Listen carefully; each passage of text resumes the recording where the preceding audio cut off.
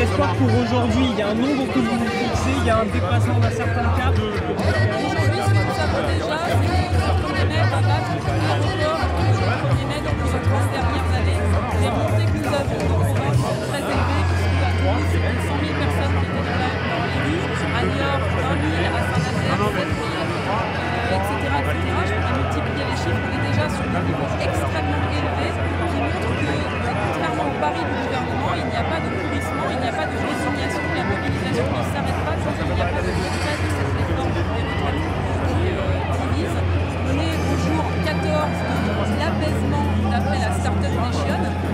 On voit que la colère n'a jamais été aussi forte dans le pays, et qu'il faut là longtemps, puisque cet acharnement du président de la République, elle enferme dans une impasse politique où aujourd'hui, le président de la République n'a jamais été aussi solitaire. Même les marchés financiers condamnent sa politique en disant qu'elle est dangereuse et qu'elle met la France en danger.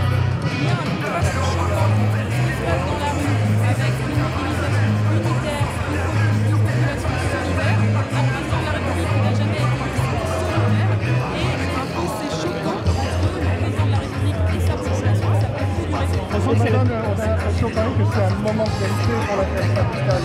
Comment vous allez pouvoir gérer vos différences dans l'unité? On va se voir demain et on va voir qu'on va trouver des solutions. Je ne suis pas inquiète.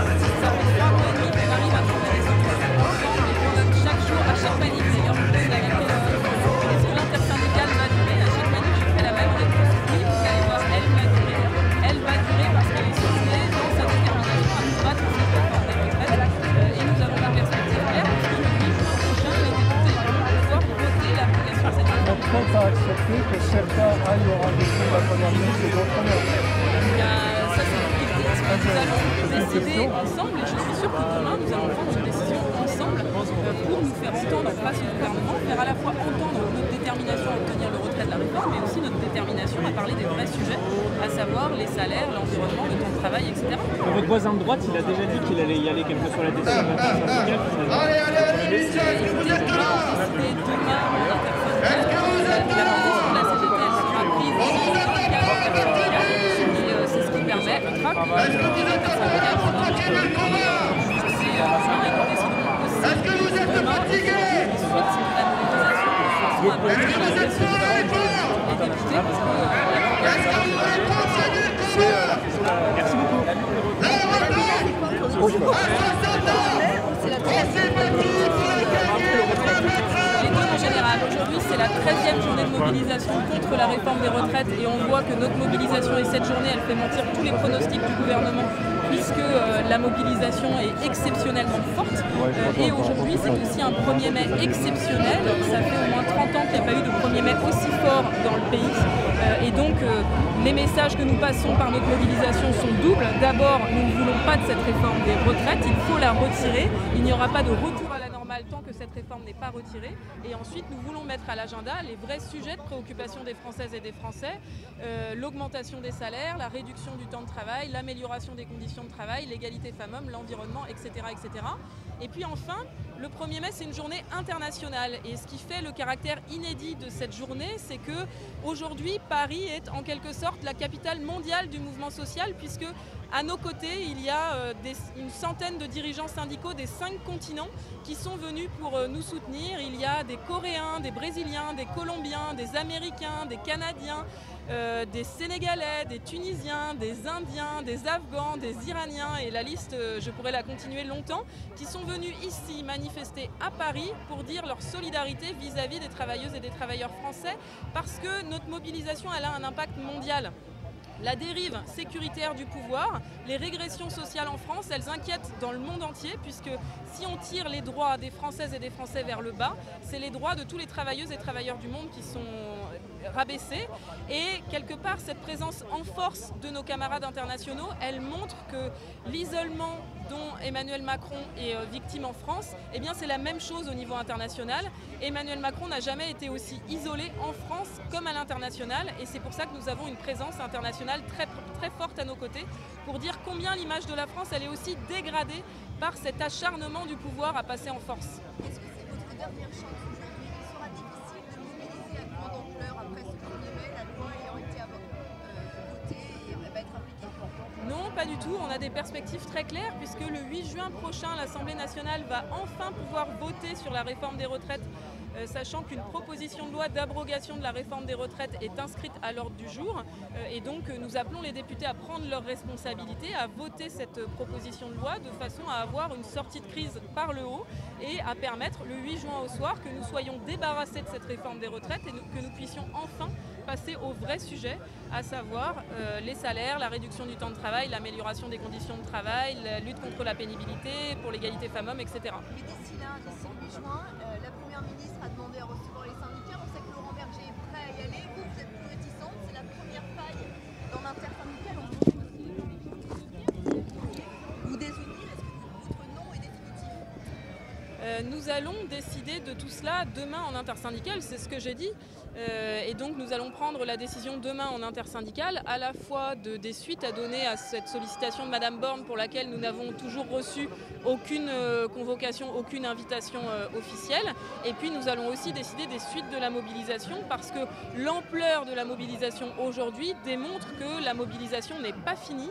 Nous allons continuer jusqu'au retrait de la réforme des retraites. Justement, est-ce que d'ici le 8 juin, vous allez appeler à d'autres grandes manifestations comme ça? Eh bien, nous allons en décider demain en intersyndicale puisque la mobilisation elle est unitaire, les décisions nous les prenons ensemble et nous allons décider de cela demain tous et toutes ensemble. Qu'est-ce qui serait une réussite pour vous en termes de mobilisation aujourd'hui? Ce qui sera une réussite, c'est que nous battions les 1er mai les plus élevés de l'histoire sociale. Et aujourd'hui, les remontées que nous avons des rassemblements qui se sont tenus en région ce matin démontrent qu'on a déjà des chiffres extrêmement élevés. Il y avait 100 000 personnes à Toulouse, par exemple, ce matin. Il y avait 20 000 personnes à Niort, 16 000 à Saint-Nazaire. Je pourrais multiplier les exemples, mais on est sur des étiages extrêmement élevés qui font que d'ores et déjà, nous pouvons dire que ce 1er mai est un des plus forts de l'histoire du mouvement social. Et que ce 1er mai démontre un contraste saisissant entre d'un côté un 1er mai unitaire, une population solidaire et un président de la République qui n'a jamais été aussi solitaire avec un fossé qui n'a jamais été aussi profond entre le président de la République et le reste de sa population. Nous sommes extrêmement inquiets par la dérive sécuritaire du pouvoir, par la multiplication des interdictions. Maintenant, on ne peut plus sortir avec un carton rouge, un sifflet, une casserole. Quand est-ce que cette fuite en avant autoritaire va s'arrêter? C'est des choses qui inquiètent et c'est aussi ce qui explique la présence de 100 syndicalistes du monde entier. C'est de dire que la France, pays des droits humains, pays des droits sociaux, ne peut pas se singulariser dans le monde par des politiques liberticides. Et ça inquiète puisque derrière, nous ne pouvons plus jouer notre rôle au niveau international face au gouvernement autoritaire si nous ne sommes pas exemplaires d'un point de vue social et démocratique. Il y a des dérives sécuritaires ici du pouvoir qui sont très inquiétantes. Est-ce que vous craignez des violences aujourd'hui à Paris qui pourraient brouiller votre message d'unité? La mobilisation des syndicats, la mobilisation des jeunes et des salariés, depuis le début, elle a été extrêmement pacifique, festive, déterminée. Elle va le rester. Ce qui est sûr, et nous avons alerté à plusieurs reprises le pouvoir, c'est qu'avec ses passages en force et ses provocations, oui, il attise les colères de façon extrêmement dangereuse. Donc oui, il y a une colère qui monte. Et ce qui est très grave, c'est que comme le pouvoir refuse d'entendre les manifestations, les grèves et les actions pacifiques, oui, ça entretient l'idée chez quelques-uns qu'il faudrait des actions violentes pour se faire entendre, ce que nous condamnons évidemment d'un point de vue syndical, mais c'est la grave responsabilité du pouvoir, avec son passage en force, d'attiser ces colères et de risquer et de mettre de l'huile sur le feu en permanence. On est au jour 14 de l'apaisement de la Startup Nation. Bon, on voit qu'aujourd'hui, l'apaisement, on ne le voit absolument pas dans la rue. Il n'y a jamais eu autant de colère, autant de détermination pour se faire entendre face à l'autoritarisme de ce pouvoir, face au mépris du président de la République.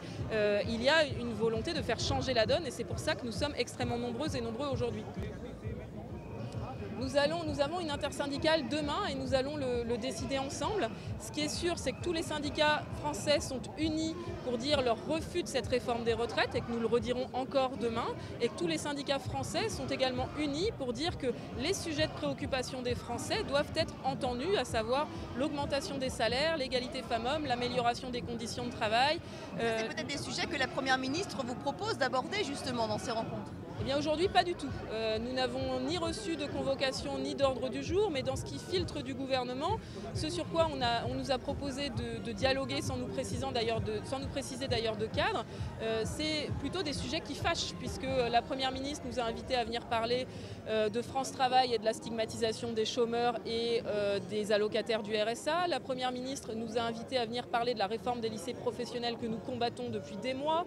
La Première ministre nous a invités à venir parler de l'emploi des seniors alors qu'il s'agit d'une des dispositions censurées par le Conseil constitutionnel et que nous l'avions invité à reporter la promulgation du projet de loi pour pouvoir remettre les choses à plat. Bref, pour l'instant, dans l'agenda qui nous est proposé par le gouvernement, ça ne correspond pas aux priorités sociales et aux priorités syndicales. Quand on vous écoute, en tout cas, Madame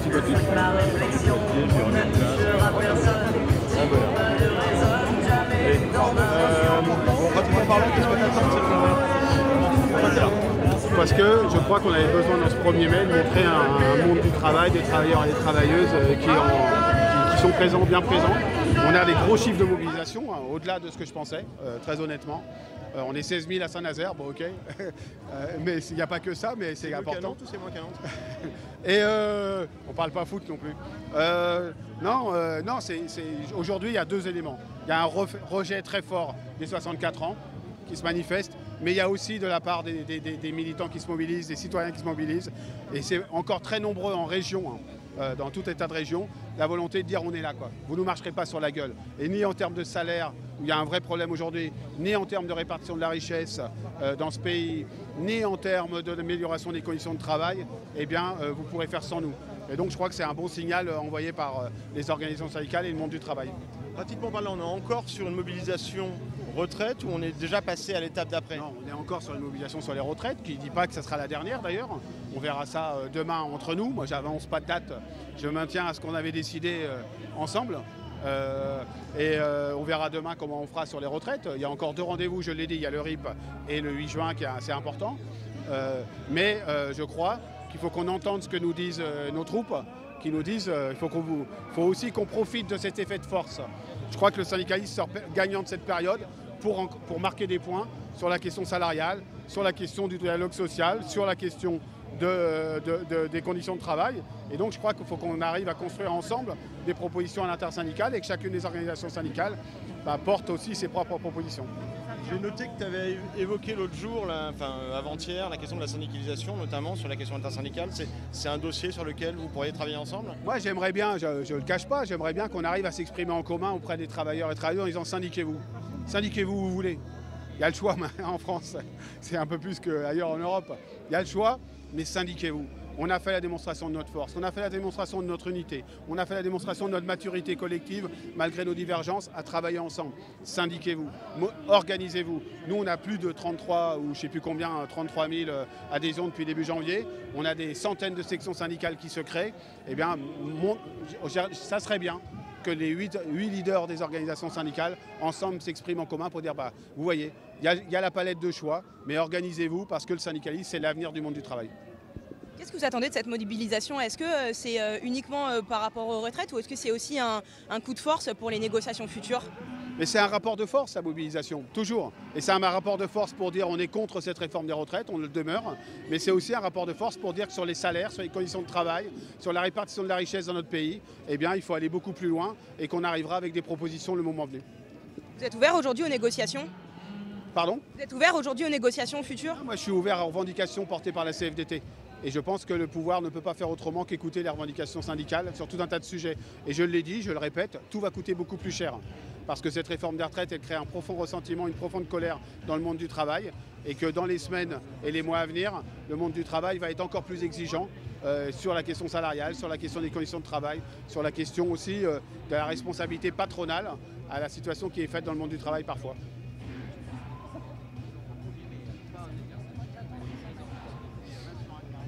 Bon, c'est bien, vous êtes gentil. Non. S'il n'y a plus de questions pour y aller. Faites-le et après on le fera. Bonjour, ça va et vous? Ça va, bon, c'est votre 13e manifestation, Ouais. on a quasiment passé 12 ensemble je pense. Ouais. Vous, de votre côté, c'est un peu la dernière quand même. On a compris que vous n'alliez pas appeler à des manifestations pendant 6 mois. Oui, pendant 6 mois, peut-être pas, ou en tout cas sur le sujet des retraites, peut-être pas. Mais c'est la dernière manifestation, c'est pas du tout certain. Ça dépend. On a beaucoup de sujets à porter en commun, donc on va le décider demain. Mais nous, on n'annonce pas de date avant de l'avoir décidé en commun. Mais nous, on voulait être là. On voulait être là pour un 1er mai qui est inédit. Inédit dans l'appel de toutes les organisations syndicales de ce pays. Inédit avec autant de monde dans la rue sur la question sociale. On a des chiffres qui sont incroyables qui viennent des régions pour un 1er mai où parfois il y avait quelques centaines de personnes les autres années avec des dizaines de milliers aujourd'hui. Donc c'est la démonstration de quoi? Que les travailleurs et travailleuses y restent opposés à cette réforme des retraites à 64 ans et qu'ils n'entendent pas se faire marcher dessus. Et clairement, de ne pas se faire marcher dessus, c'est avoir des réponses sur la question salariale, c'est avoir des réponses sur la question des conditions de travail, mais aussi potentiellement sur la question des retraites. Il y a 2 rendez-vous encore, hein. Le RIP mardi, avec la décision du Conseil constitutionnel, et puis cette PPL du groupe Lyotte, le 8, qui peut être l'opportunité que pour la première fois le Parlement se prononce sur cette réforme des retraites. Il reste plus grand chose à obtenir. Mais non, bien sûr, la loi elle est promulguée, c'est pour ça qu'il y a encore ces deux moments. Et qu'après, il y a aussi tout le reste qui concerne le monde du travail, sur la question salariale, sur la question des conditions de travail. Et je le dis, je le répète, ça va coûter beaucoup plus cher. C'est-à-dire qu'il faut que le gouvernement comprenne que l'exigence syndicale sur les questions de salaire, sur les questions de conditions de travail, il va être très très élevé. Et que pour calmer le ressentiment et la colère, il y a d'abord un sujet retraite. Il n'est pas trop tard pour être sage. J'y crois pas beaucoup à la sagesse du président de la République ou du gouvernement sur ce sujet. Il n'est pas trop tard, mais surtout, il va falloir répondre sur la question salariale, il va falloir répondre sur la question des conditions de travail et pas de façon cosmétique. Les casserolades, c'est pas trop votre truc quand même, on a l'impression. Non, les rassemblements, quand il y a des ministres, on l'a toujours fait. Ça fait partie du jeu démocratique. Après, s'il y a un peu de bruit, c'est pas un problème.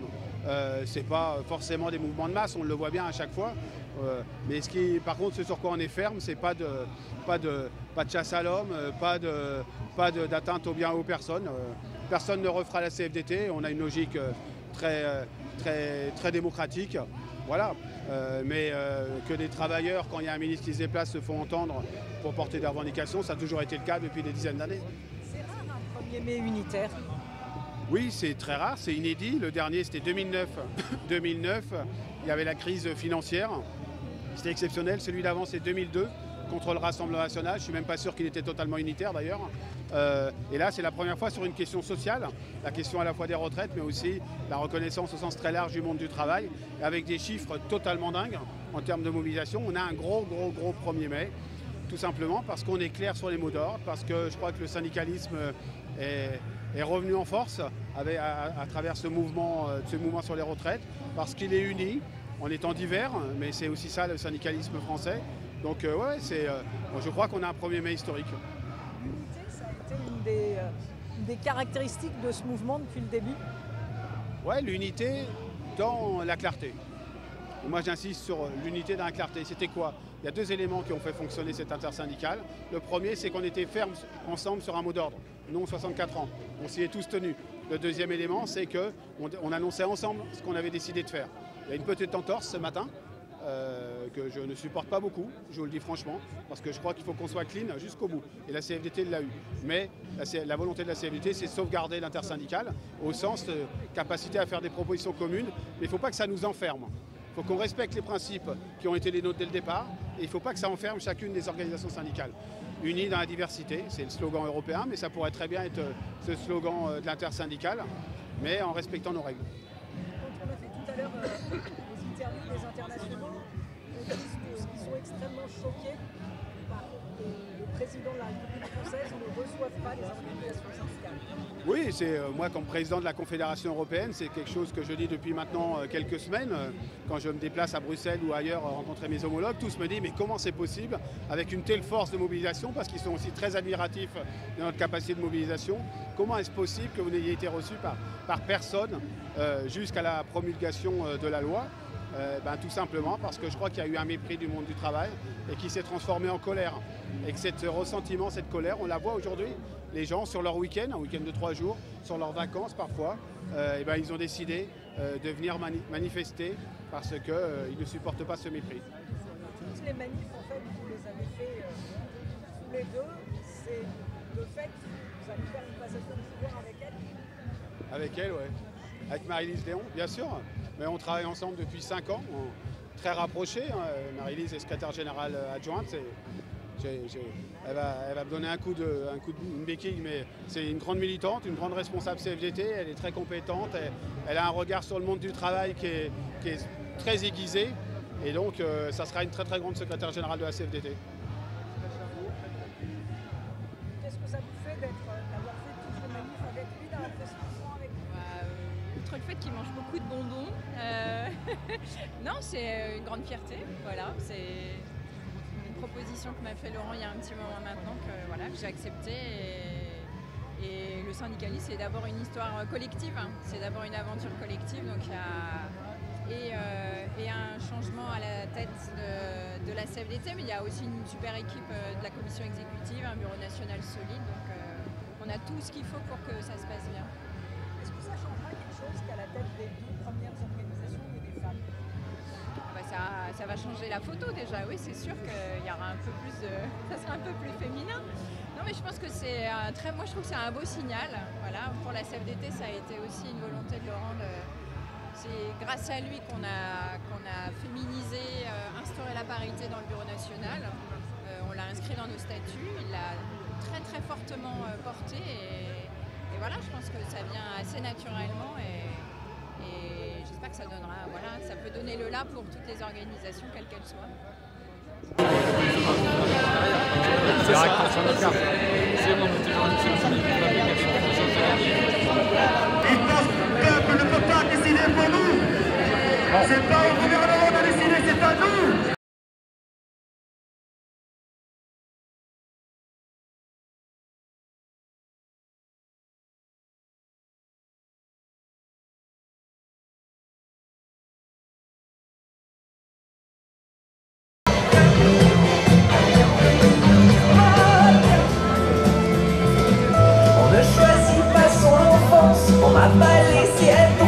Allez vivre à Montblanche, la la la la la la.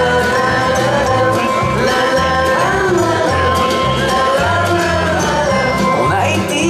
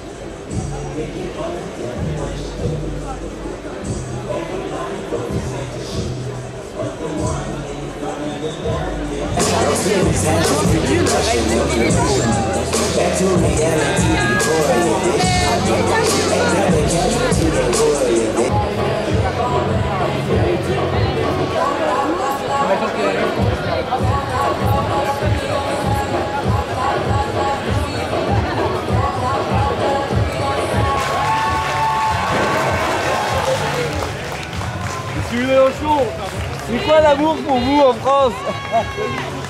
C'est toujours. Ah, c'est toujours. Merci, bon courage. Où aller, Mathilde? Mathilde.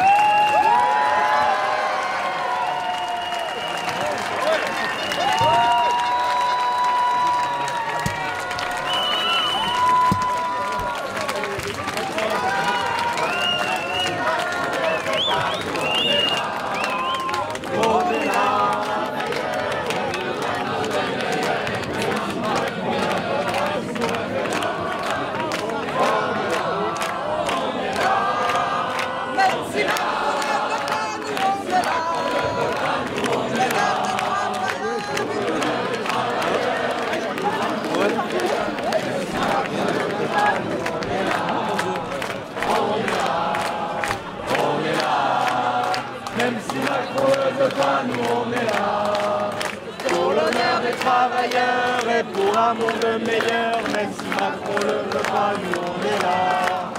On est là, on est là.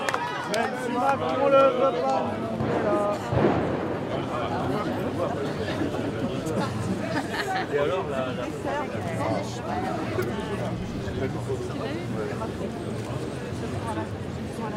bon, alors, on démarre.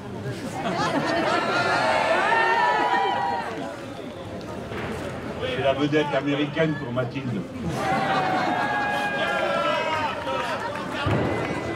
Ouais, c'est son tour. En ce moment, nous sommes en train de vivre un événement qui va se regarder du monde entier, n'en doutez pas une seule seconde.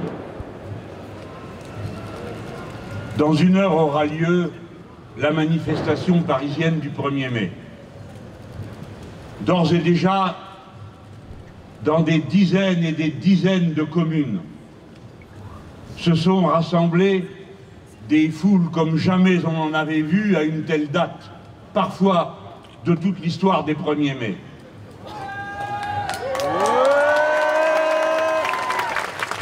Le peuple de France, je dis bien le peuple de France dans toute sa diversité, se rassemble dans ce que nous avons de plus profondément commun: l'amour de la liberté, le goût de l'égalité, le souci de la fraternité, qui nous fait dire que nous n'avons pas de maître depuis 1789 autre que le peuple lui-même.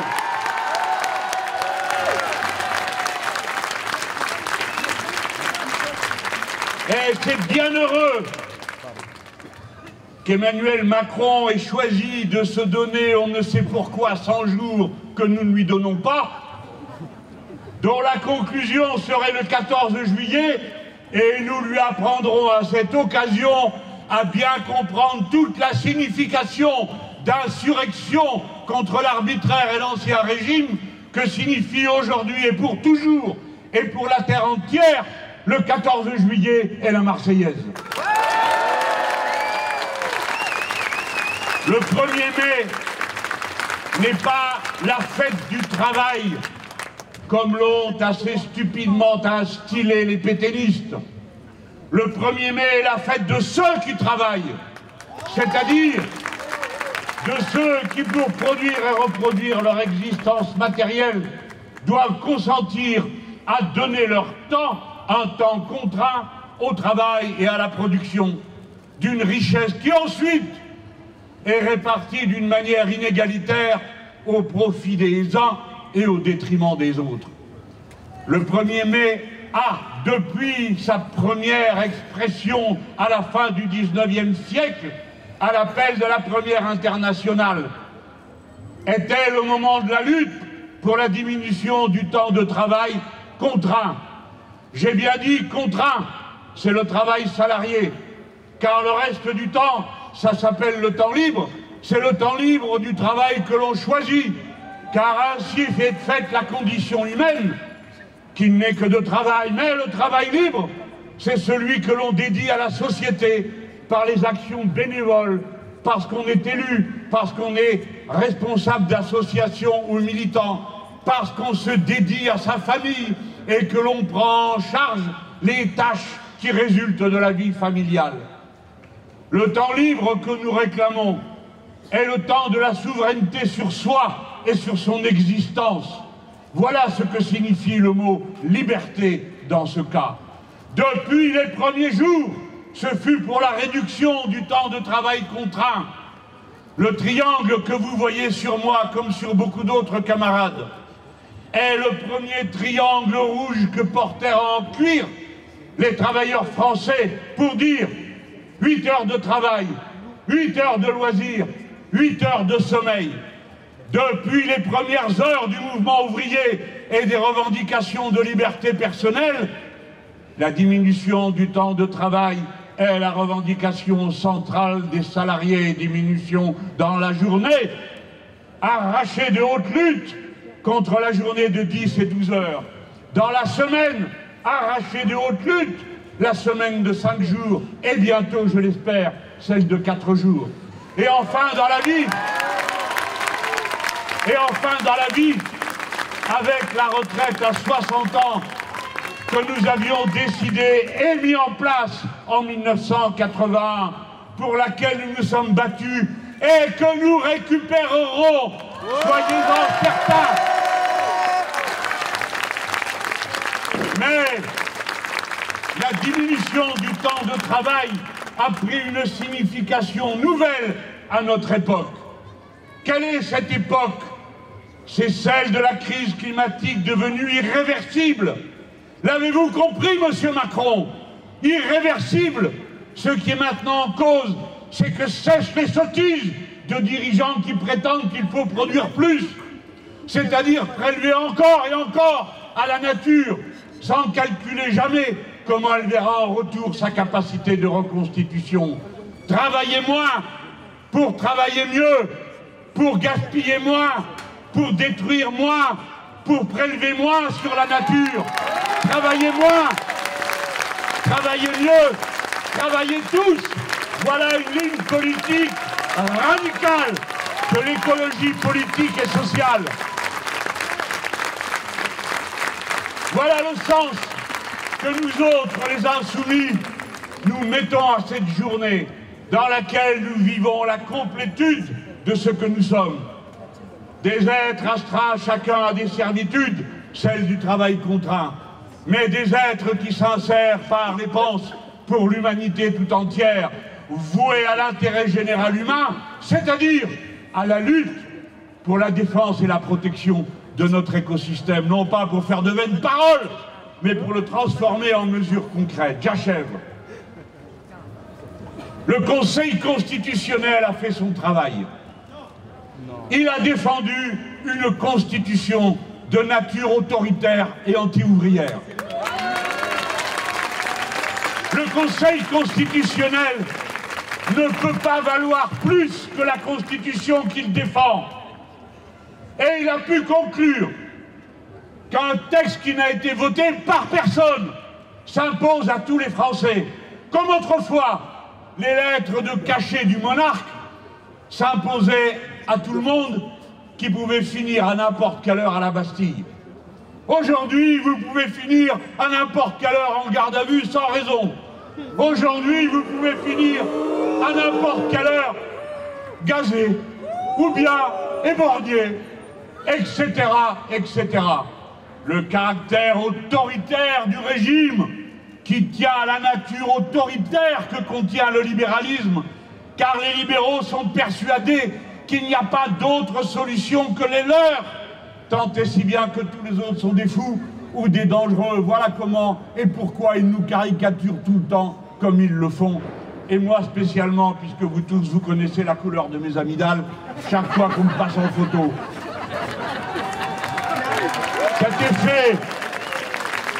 Cet effet de bestialisation consciente, en voilà la racine.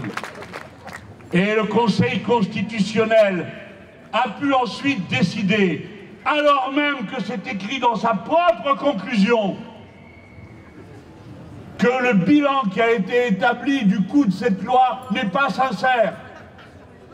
Or, la racine d'une loi ou d'une décision légitime, c'est sa justification. C'est-à-dire que quoi que vous en pensiez, du moins a-t-elle été prise pour des raisons connues de tous et vérifiables.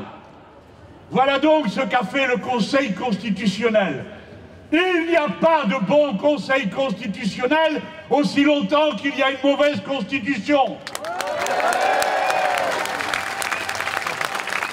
Vous autres qui n'aviez pas compris, vous qui disiez, mais quelle mouche épique de nous parler sans arrêt de cette 6e République. Maintenant, sans doute, comprenez-vous pourquoi la liberté est un bien précieux, pourquoi mieux vaut 1000 fois faire confiance, peut-être même aux erreurs que l'on commet dans la liberté, que celles qui sont commises par des petits tyrannos de week-end, comme ceux qui sont à la tête de l'État, et qui prétendent nous imposer le fait de passer à autre chose. Nous ne passerons pas à autre chose. L'appel solennel que je fais au nom du mouvement, puisque notre responsable est à 7 h à Marseille, où est sa circonscription, Manuel Bompard.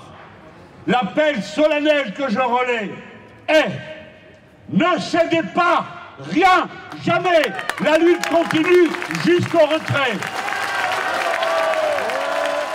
N'écoutez pas la voix mièvre et chevrotante de la résignation, de la capitulation. L'homme d'âge que je suis a vu dans tant de pays des situations que l'on croyait inamovibles, des petits messieurs qui se pensaient absolument indispensables et irrenversables, l'être tout soudain quand le peuple manifestait sa volonté inflexible de ne pas être domestiqué. Ne vous laissez pas domestiquer, quoi qu'il vous en coûte. Si vous êtes des insoumis, des insoumises, soyez-le jusqu'au bout. Le dernier rang des combattants, c'est le vôtre. Les premiers à courir devant, c'est vous. Les derniers à céder, c'est vous. Ah ben, la mauvaise République. Écoutez, on entend de plus en plus des choses qu'on n'entendait pas au départ. Car on est tous là pour refuser de se faire voler 2 ans de vie. Que personne ne l'oublie. On ne passera pas à autre chose parce qu'on ne peut pas passer à autre chose de sa propre vie. Ce n'est pas possible. Mais quand je commence à entendre partout Macron démission, ce n'est plus un mot d'ordre d'avant-garde, ça commence à devenir un désir et une espérance populaire de masse.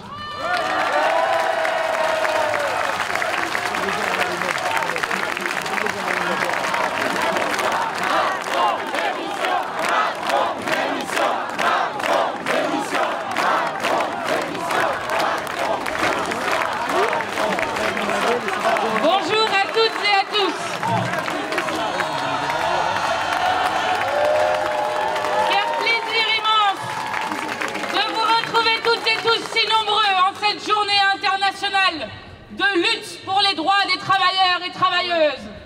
Parce que, peut-être l'avez-vous vu, mais les puissants ont d'ores et déjà décidé quel angle ils donneraient à cette journée. Nous sommes des millions à défiler pour faire, disent-ils, un baroud d'honneur. Alors, en janvier, en février, en mars et en avril, ils nous ont toujours expliqué la même chose. Nous nous essoufflons. La lutte va s'arrêter et de nouveau aujourd'hui, on nous ressort cette petite musique. Nous leur faisons remarquer depuis ce 1er mai que les seuls qui sont à bout de souffle dans notre pays, ils s'appellent les macronistes et la 5e République. Et que cette journée nous rappelle que rien n'a jamais été conquis dans notre pays sans être arraché de haute lutte par une mise en mouvement du peuple et des travailleurs. Et que, quoi qu'en dise Emmanuel Macron et son gouvernement, le peuple ne se laissera pas faire et la lutte continue. Alors, nous savons d'ores et déjà, en étant ici présents avant la manifestation parisienne, que ce 1er mai 2023 est entré dans la grande histoire sociale de notre pays. De 1er mai en 1er mai, année après année, le peuple a repoussé plus loin les frontières de sa dignité et de sa liberté. De 1er mai en 1er mai, le peuple se réapproprie son destin en arrachant de haute lutte la réduction du temps de travail. Oui, ce 1er mai est historique parce qu'il rentre dans un mouvement social inédit dans notre pays depuis au moins 50 ans. Oui, ce 1er mai 2023 est le rendez-vous de toutes celles et ceux qui refusent qu'on leur vole 2 ans de temps de vie libre. Depuis 4 mois, des millions d'hommes et de femmes ont manifesté dans les rues du pays. Depuis 4 mois, des millions d'hommes et de femmes ont perdu des journées de salaire, ont exprimé leur voix avec leur casserolade. Depuis 4 mois, notre pays est entré entrer dans une révolution citoyenne. Et le monde nous regarde. Le monde regarde le peuple de France et voit le peuple au bord de la victoire qui nous permettrait d'en arracher d'autres un peu partout, à l'international. Parce que nous le savons, une victoire ici nous permettra d'en arracher d'autres pour tout l'ensemble du pays. Mais une victoire ici préfigure surtout des victoires ailleurs. Nous ne luttons pas que pour nous-mêmes, mais pour toutes celles et ceux qui luttent pour l'émancipation dans le monde. Alors,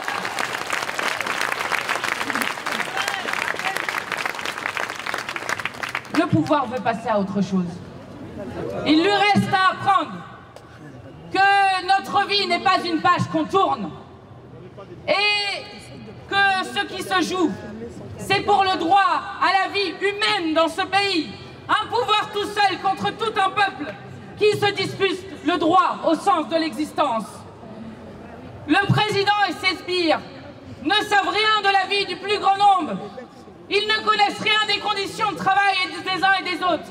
Sinon, comment pourraient-ils demander 2 ans de plus à des égoutiers qui ont 17 ans d'espérance de vie en moins que les autres, à des éboueurs, 7 ans d'espérance de vie en moins, à des aides à domicile qui sans cesse portent des corps lourds? Comment pourraient-ils, s'ils connaissaient les conditions de travail du plus grand nombre, avoir cassé le droit du travail, avoir cassé les CHSCT, avoir fait en sorte que les dividendes dans les entreprises soient distribués au détriment des salaires et demander, en plus de tout cela, 2 ans de plus? Non, ces gens ne savent pas ce que nous vivons parce qu'ils ne sont jamais impactés par la politique et les décisions qu'ils prennent. Ces gens n'ont que la valeur travail à la bouche.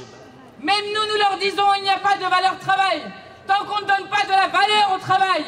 Et nous sommes ici, car nous sommes les partisans du SMIC à 1 600 € net, à une conférence des salaires et à un blocage des prix à la baisse pour que les gens cessent d'être étranglés par l'inflation. Pour eux, dans un monde de crise écologique et climatique, il faudrait produire toujours plus, n'importe quoi. Et le pouvoir en haut n'a toujours pas compris ni pourquoi nous luttons, ni la force de nos résistances. Cette loi, si elle était appliquée, elle ne le sera pas. S'abattra dans les chairs. Et je veux commencer par faire un hommage à toutes les femmes de ce pays qui seront les premières victimes de cette réforme, si elle était appliquée. Ces femmes qui tiennent le pays à bout de bras. Je vous redonne ces chiffres pour que vous les ayez en tête. 77% des professionnels de santé sont des femmes. 94% des aides à domicile sont des femmes. 95% des AESH, les accompagnantes d'élèves en situation de handicap, sont des femmes. 64% du corps enseignant sont des femmes. 67% des personnels de ménage sont des femmes. Les femmes, ces essentiels qui tiennent le pays debout, comme ma collègue Rachel Keke, comme Caroline Kiep, aide-soignante, et sur lequel Emmanuel Macron n'a rien répondu, que ce soit sur les conditions de travail, sur les salaires. Ces femmes qui subissent les temps partiels, ces femmes qui touchent déjà 22% en moyenne de moins que les hommes et auront une retraite inférieure de 40%. Oui, nous le disons, cette loi est une déclaration de guerre à toutes les femmes de ce pays.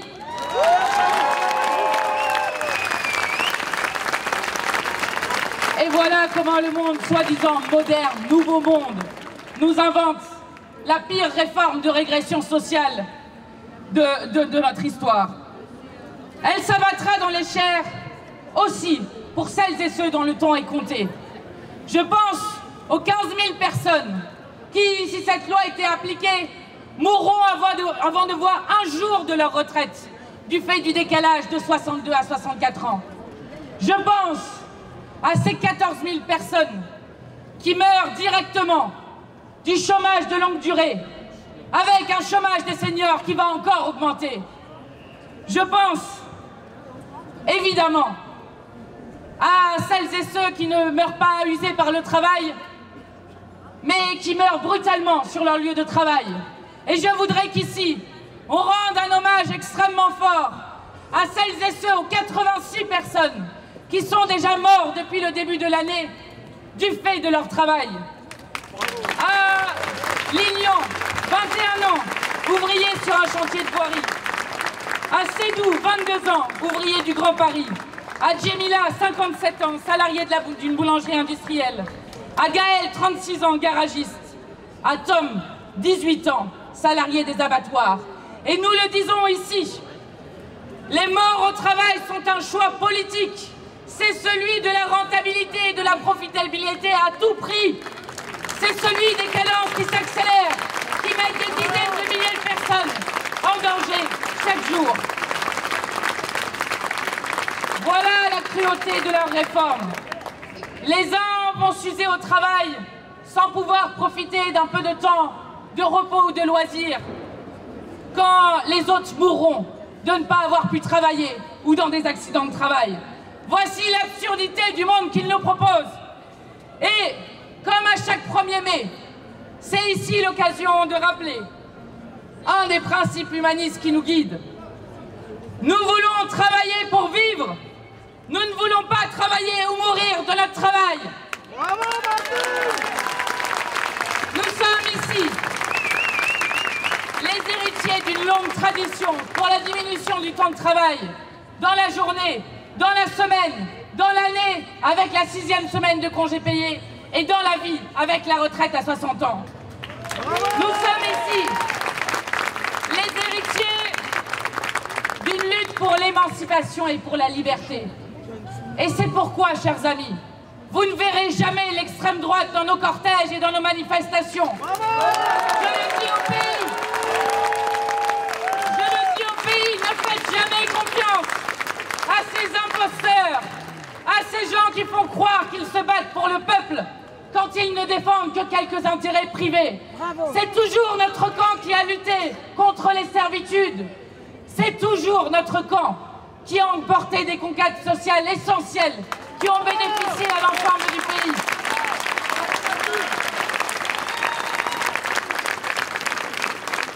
Alors, l'histoire nous enseigne que lorsque nous avançons vers les chemins de l'émancipation et du progrès, toujours le pouvoir utilise la seule chose qui lui reste, la répression.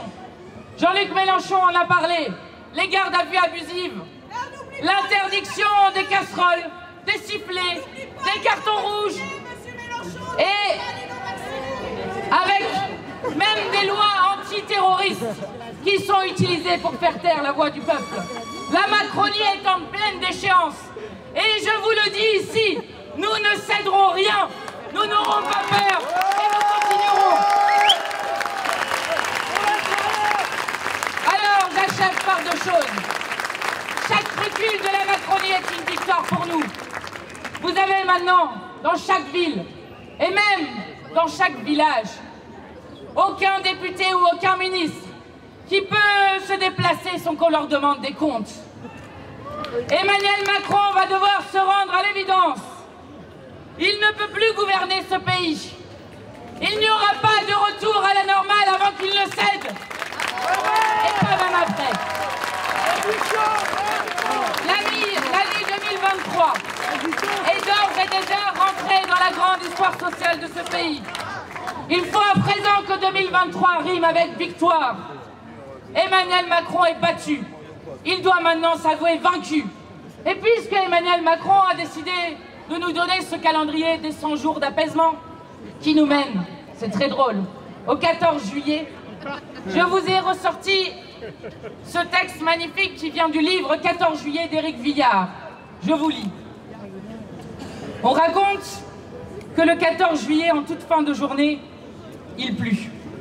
Je n'en suis pas très sûre, les avis divergent. Ce qui est certain, c'est qu'il y eut une pluie de papier.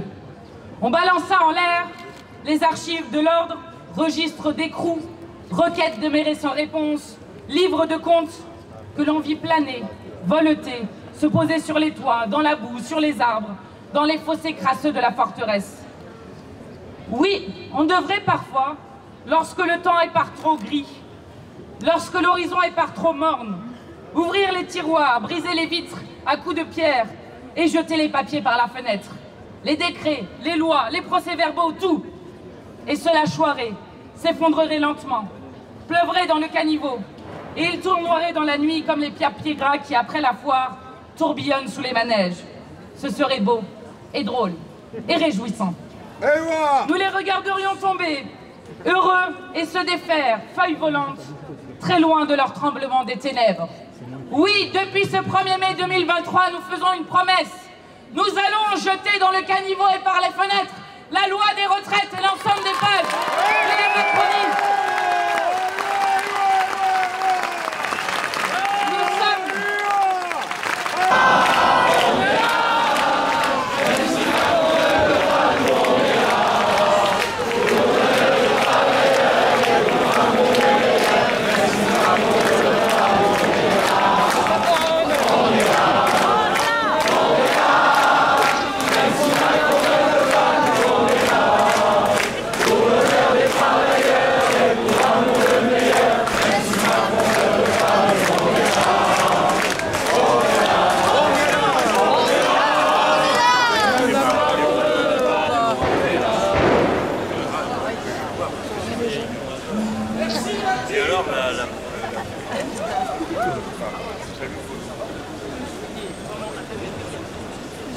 Bon alors, on démarre.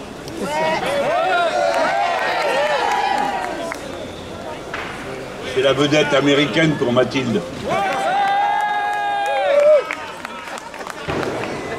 Ouais, c'est son tour. En ce moment, nous sommes en train de vivre un événement qui va se regarder du monde entier, n'en doutez pas une seule seconde. Dans une heure aura lieu la manifestation parisienne du 1er mai. D'ores et déjà, dans des dizaines et des dizaines de communes, se sont rassemblées des foules comme jamais on en avait vu à une telle date, parfois de toute l'histoire des 1er mai.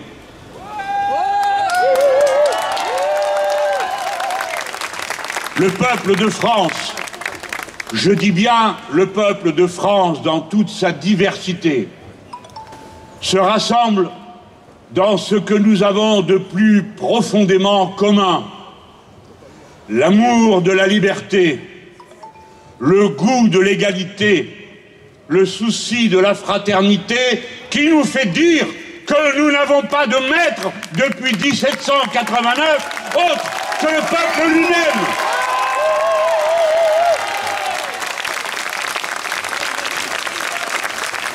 Et c'est bien heureux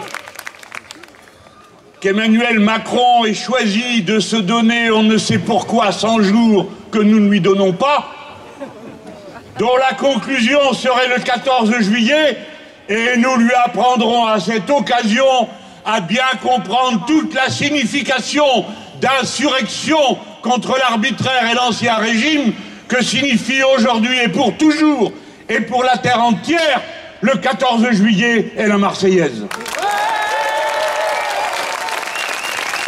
Le 1er mai n'est pas la fête du travail, comme l'ont assez stupidement instillé les pétainistes.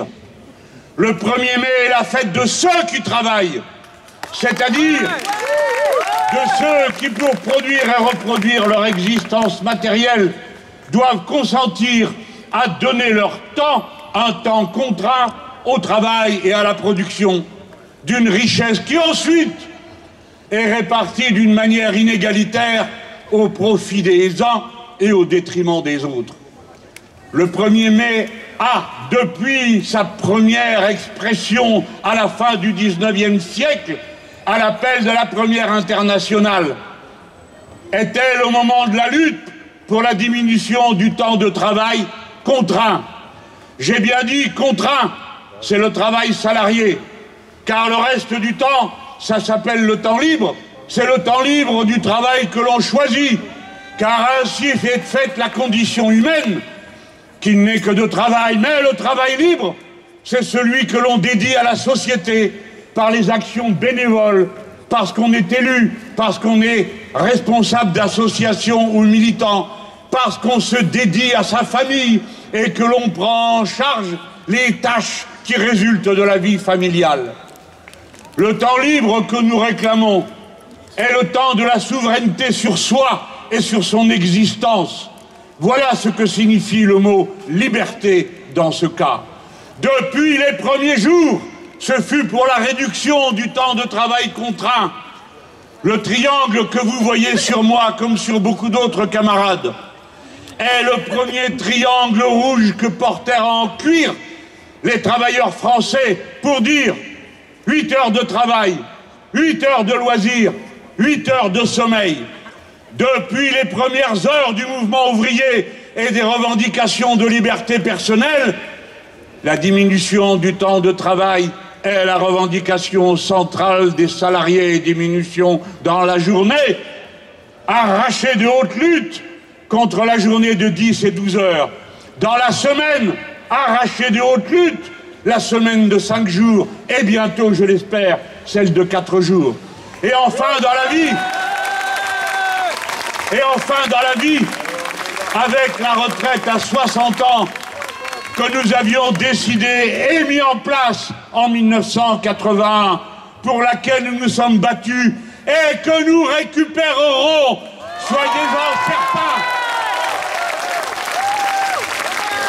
Mais la diminution du temps de travail a pris une signification nouvelle à notre époque. Quelle est cette époque?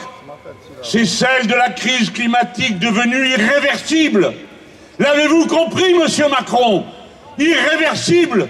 Ce qui est maintenant en cause, c'est que cessent les sottises de dirigeants qui prétendent qu'il faut produire plus, c'est-à-dire prélever encore et encore à la nature, sans calculer jamais comment elle verra en retour sa capacité de reconstitution. Travailler moins pour travailler mieux, pour gaspiller moins, pour détruire moins, pour prélever moins sur la nature. Travailler moins, travailler mieux, travailler tous. Voilà une ligne politique radicale de l'écologie politique et sociale. Voilà le sens que nous autres, les insoumis, nous mettons à cette journée dans laquelle nous vivons la complétude de ce que nous sommes. Des êtres astreints chacun à des servitudes, celle du travail contraint, mais des êtres qui s'insèrent par les penses pour l'humanité tout entière, voués à l'intérêt général humain, c'est-à-dire à la lutte pour la défense et la protection de notre écosystème, non pas pour faire de vaines paroles, mais pour le transformer en mesures concrètes. J'achève. Le Conseil constitutionnel a fait son travail. Il a défendu une constitution de nature autoritaire et anti-ouvrière. Le Conseil constitutionnel ne peut pas valoir plus que la Constitution qu'il défend. Et il a pu conclure qu'un texte qui n'a été voté par personne s'impose à tous les Français. Comme autrefois, les lettres de cachet du monarque s'imposaient à tout le monde qui pouvait finir à n'importe quelle heure à la Bastille. Aujourd'hui, vous pouvez finir à n'importe quelle heure en garde à vue sans raison. Aujourd'hui, vous pouvez finir à n'importe quelle heure gazé ou bien éborgné, etc., etc. Le caractère autoritaire du régime qui tient à la nature autoritaire que contient le libéralisme, car les libéraux sont persuadés qu'il n'y a pas d'autre solution que les leurs, tant et si bien que tous les autres sont des fous ou des dangereux. Voilà comment et pourquoi ils nous caricaturent tout le temps comme ils le font. Et moi spécialement, puisque vous tous, vous connaissez la couleur de mes amygdales, chaque fois qu'on me passe en photo.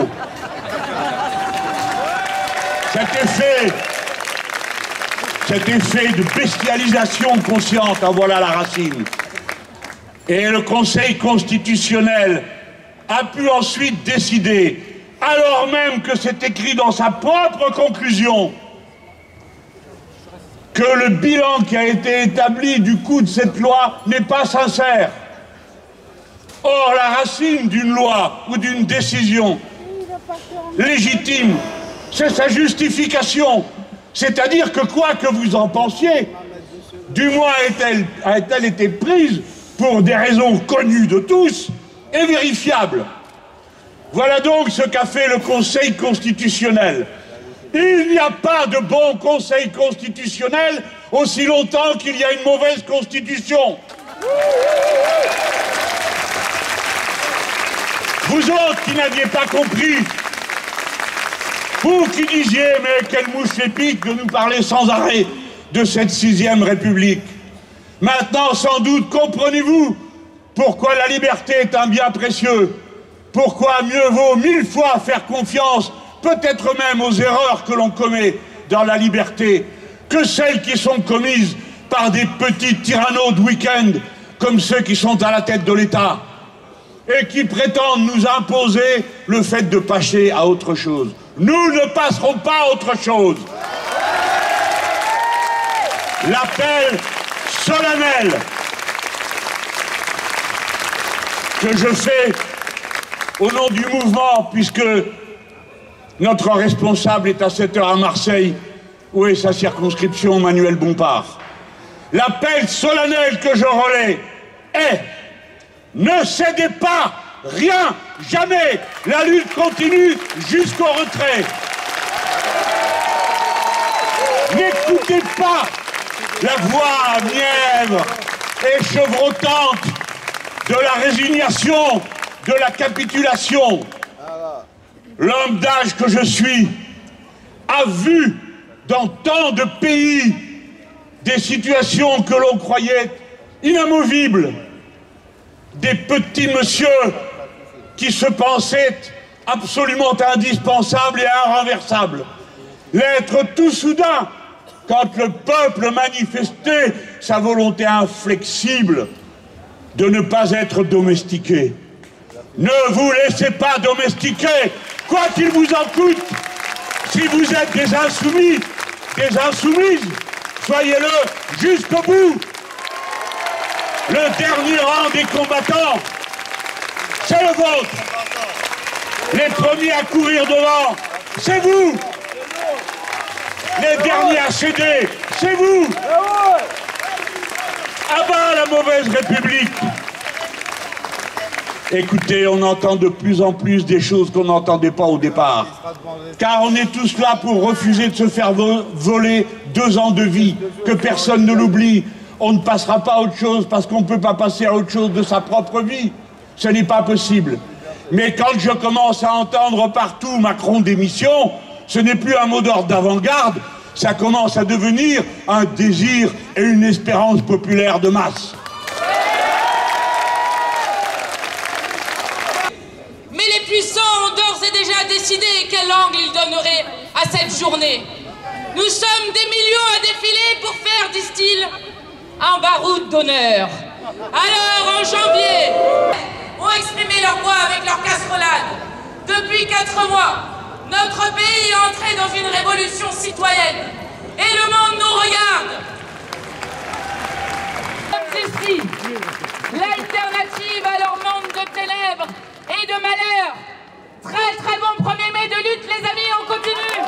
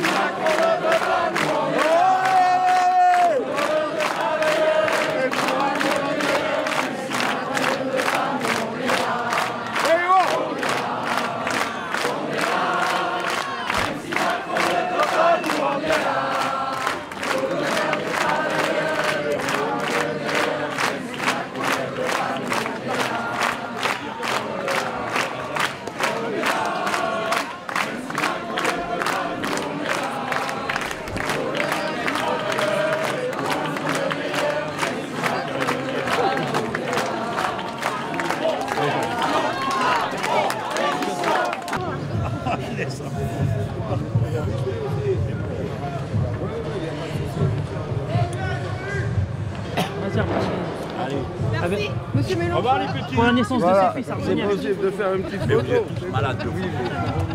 Allez. Tout le monde soit voilà. Il faut quand Oui. même que ce soit un déplacement. Merci. Bon, et là, Allez, on va y aller. S'il vous plaît, on va sortir. où est-ce que je mange là? Maintenant, j'ai faim. Vous avez faim, monsieur Mélenchon? Ah ouais, et leur du repas? Bah, pour moi, ouais. Moi, j'ai mangé un quart d'heure déjà. Mais on va pas aller là. Tout le monde fait des photos, tout le monde fait une photo, c'est quoi une photo? Ce sont des photos de stop, les photos du stop.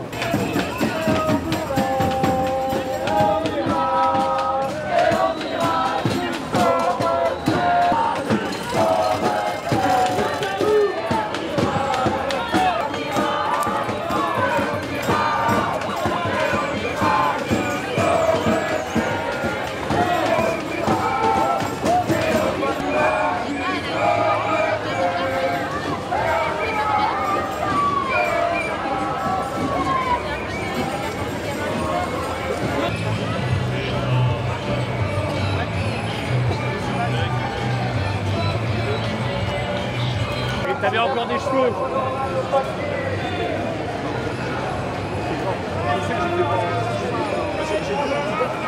La panne de poutage est au bout.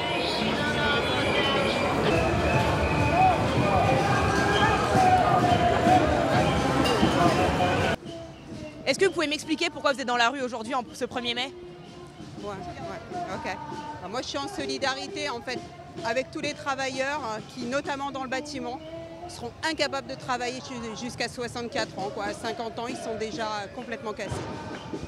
Qu'est-ce que vous reprochez à Emmanuel Macron et la manière dont il a fait passer cette réforme? Est-ce que c'est la manière dont il l'a fait passer ou la réforme en elle-même?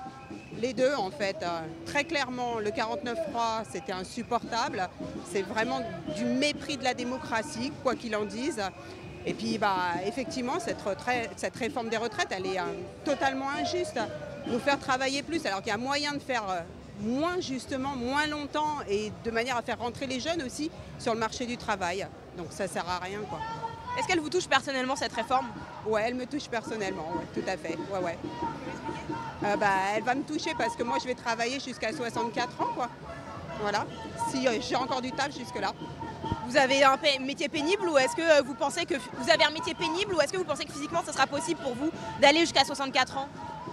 Non, j'ai pas un métier pénible, j'ai cette chance-là, mais néanmoins, ça va être très très dur parce que je serai certainement moins employable. Est-ce que la mobilisation aujourd'hui, c'est uniquement lié aux retraites ou est-ce que c'est un problème plus global?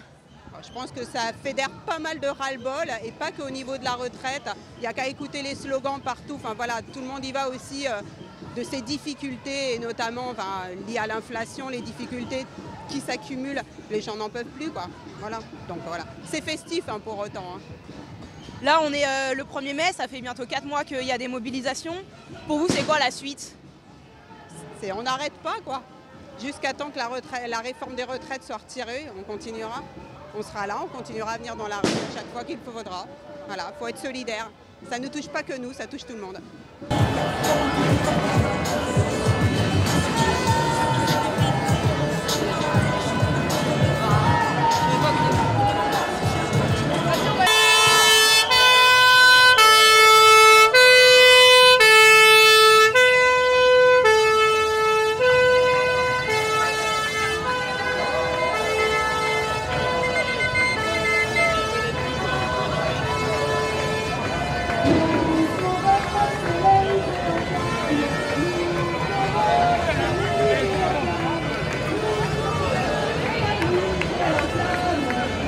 C'est important parce que c'est symbolique. Aujourd'hui, on est le 1er mai, c'est la fête du 1er mai, la fête du travail.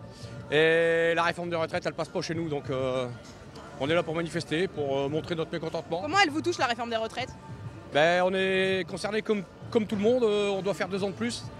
Et 2 ans, aller jusqu'à 64 ans, ça va être dur. Ça va être dur. Physiquement, c'est pas possible? Physiquement, c'est pas compatible. Non, le métier est trop dangereux, trop difficile. Trop difficile pour aller jusqu'à 64 ans. Qu'est-ce que vous demandez aujourd'hui au gouvernement? C'est qu'au moins ils reviennent sur la décision, sur la promulgation de la réforme des retraites. et qu'on puisse discuter de notre avenir en fait. Voilà. Mais concrètement, qu'est-ce que vous espérez qu'ils reviennent sur cette réforme? C'est ce qu'on souhaiterait, mais je crois que ça va être compliqué. Hein. Ils ont tout promulgué, donc voilà. Pour l'instant, on va essayer de défendre comme on peut notre beefsteak. Voilà. Là, on est le 1er mai, ça fait 4 mois que les manifestations durent. Oui. C'est quoi pour vous la suite du mouvement? Là, après, ça sera à voir avec les représentants syndicaux, donc je ne peux pas trop m'avancer là-dessus, mais je pense qu'à mon avis, il y aura d'autres journées de mouvement et de protestation en fait. Merci beaucoup.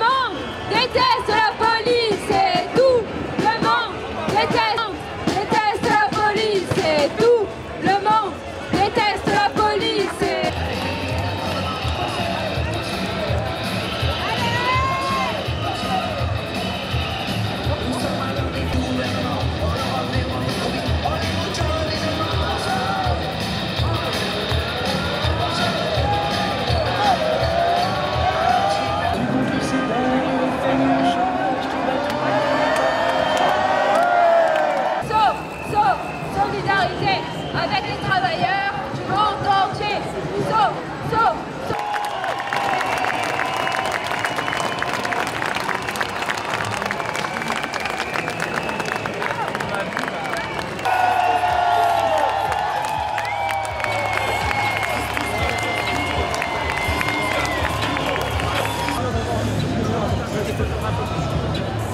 Je vais passer sur BFM, c'est sûr.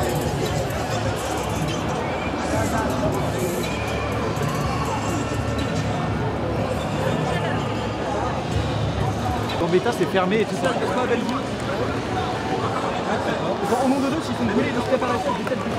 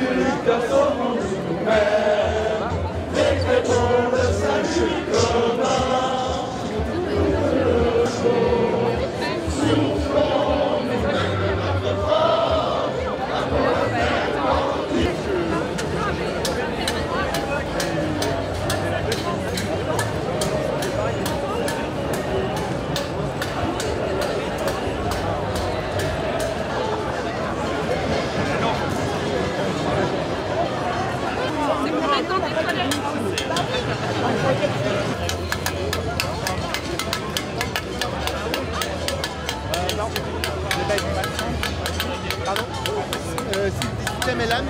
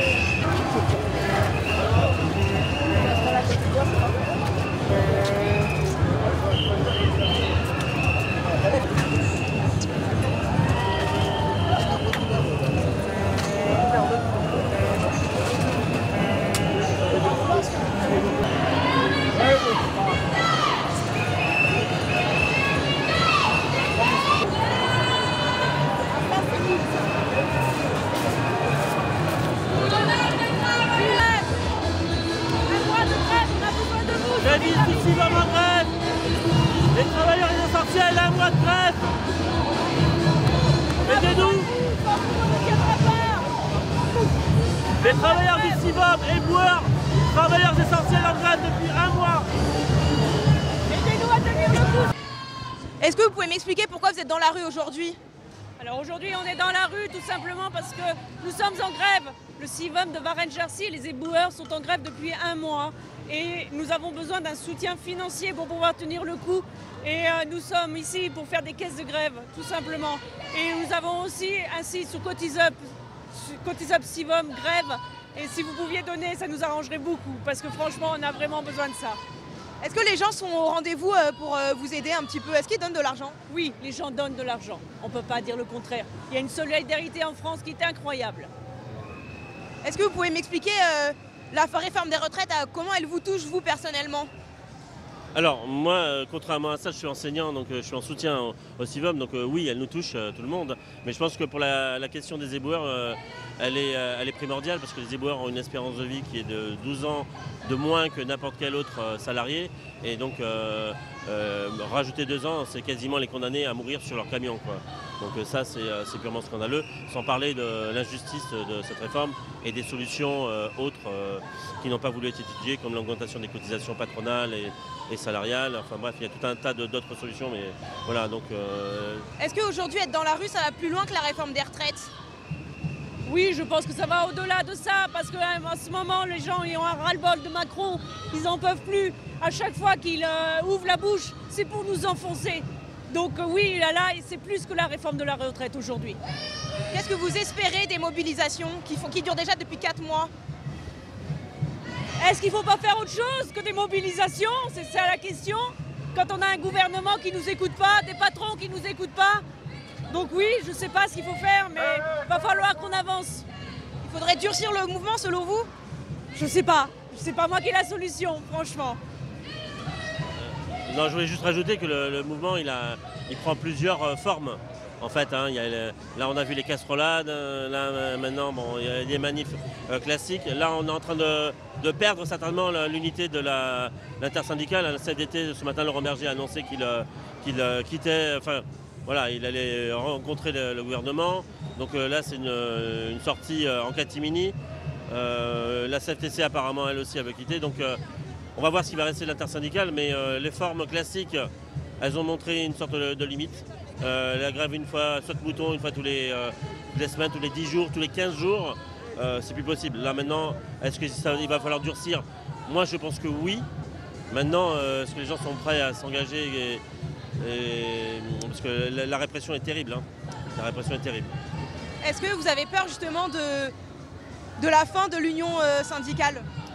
J'en ai pas spécialement peur. En 2020, les syndicats avaient été dépassés. Et il y avait des gros mouvements à l'époque. Et après, ça va dépendre de la forme. On a vu aussi, il y a une sorte de fusion aussi des luttes. Hein. Ce qui s'est passé à Sainte-Soline et toutes les questions écologiques sont au cœur des manifs. On y pense, hein. On n'est pas là que pour les retraites ou que pour les gens, les éboueurs du CIVOM, mais on est là pour un tas d'autres motifs. L'augmentation des salaires, voilà, enfin, il y a les services publics, etc. Donc, selon vous, c'est quoi l'âge maximum à laquelle il faudrait partir à la retraite? Je pense qu'il faut tenir compte des difficultés, justement. Ça, c'est quelque chose que la loi Touraine, par exemple, sous le gouvernement Hollande, n'avait pas... ils avaient dit on le fera, mais ils avaient repoussé les dossiers techniques au calendrier grec et on ne les a jamais étudiés. Et donc cette question de la pénibilité au travail est un serpent de mer. Moi, je suis pour un retour à 60 ans, 55 ans pour les femmes. Si on considère que élever des enfants, parce que c'est comme ça, hein, notre pays est patriarcal, hein, vous en savez quelque chose. Donc je pense qu'il y a 2 poids 2 mesures à avoir. Et le financement, il faut faire financer déjà les cotisations. Alors on va voir de combien est l'augmentation, mais actuellement pour équilibrer c'est pas énorme, hein, c'est quelques dixièmes par an, c'est pas insupportable. Et il y a tellement d'autres solutions. Hein, à la bourse, hein, il y a de l'argent engavé, hein, il faut taxer les transactions financières, comme le préconise ATTAC, hein, l'association altermondialiste. Et il y a tellement de solutions, ça fait 20 ans qu'on connaît ces solutions et on ne les a jamais mises en place. Demain, il y a une réunion de l'intersyndicale. quelle que soit la décision, vous continuerez à vous mobiliser? Oui, définitivement, c'est clair. Là, ils peuvent faire ce qu'ils veulent, on arrête, etc. Là, ça va être la base. Vous allez avoir la base, elle est devant, là, ce cortège. Il y a tous les gens qui sont syndiqués ou pas, qui vont se mêler à ça et on va voir. Je ne peux pas vous prédire ce que ça va être. Ça se trouve, ça sera un flop, j'en sais rien. Mais regardez, au bout de... Ça fait combien de temps je ne sais même plus, ça fait 13 journées d'action, ça fait 2 mois et demi. Moi, je suis en grève depuis le 7 mars. Voilà. Je refuse, j'ai dit ça à mes collègues, je refuse de travailler dans une société qui se dirige vers un... c'est une destruction de toutes les solidarités. Le service public est en train de se déliter complètement et ça, c'est terrible. C'est terrible pour l'avenir de notre pays, de nos enfants. Dernière question, est-ce que vous craignez les tensions qu'il peut y avoir sur ce genre de manifestation?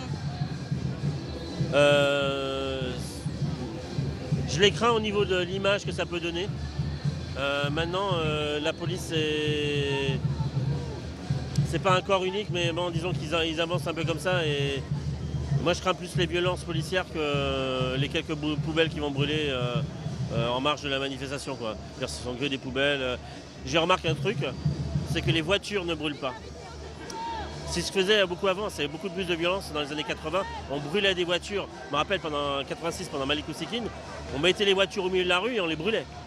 Là, on brûle que des poubelles. Les biens personnels ne sont pas touchés. Alors, quelques vitrines, effectivement, de cassées, mais bon, on peut pas, je valide pas, mais c'est beaucoup moins violent, finalement, aujourd'hui que de la part des manifestants, je dirais. Maintenant, la réaction policière, elle dépend.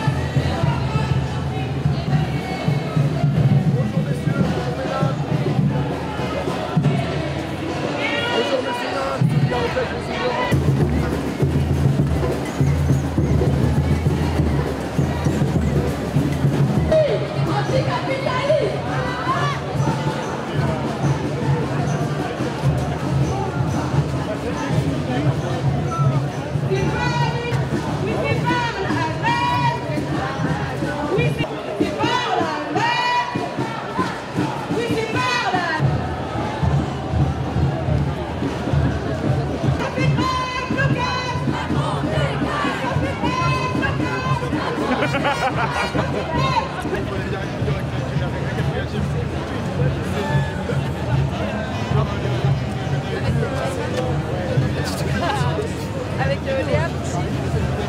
Est-ce que vous pouvez m'expliquer pourquoi aujourd'hui, en ce 1er mai, vous êtes dans la rue avec toute votre petite famille? Parce que c'est le 1er mai, que le 1er mai on manifeste et puis c'est un 1er mai particulier aujourd'hui, voilà, enfin cette année en particulier après les 3 mois de mobilisation. Donc voilà, c'était vraiment important qu'on soit tous là. Et puis en famille, parce que ça fait longtemps qu'on n'a pas pu manifester tous en famille. Voilà, donc j'espère que voilà, qu'on sera très nombreux, mais j'ai l'impression qu'on est très nombreux. Pourquoi vous êtes dans la rue aujourd'hui? Est-ce que c'est contre la réforme des retraites? Est-ce que c'est 1er mai en règle générale? C'est les deux, mais c'est sûr que le contexte général fait que la politique est menée par le gouvernement de Macron est particulièrement injuste et nous mobilise plus particulièrement. Comment elle vous touche la réforme des retraites personnellement? Moi personnellement, je ne suis pas sûre qu'elle me touche directement parce que j'ai fait des études longues, donc je risque de partir très tard, mais tout autour de moi, ça va toucher plein de monde, risque de toucher mes enfants. Enfin, je trouve que c'est une réforme vraiment très très injuste, donc on va être solidaire de tout le monde. Est-ce que vous avez fait beaucoup de grèves, beaucoup de journées de grève pendant la mobilisation? Presque toutes, ouais. Comment vous faites pour tenir le coup financièrement? On se débrouille, on s'arrange, voilà, on garde les enfants les uns des autres quand il n'y a pas école, voilà, et puis on se débrouille. Est-ce que vous craignez quand même quelques débordements de la manifestation? Vous venez en famille, c'est pas quelque chose qui vous inquiète?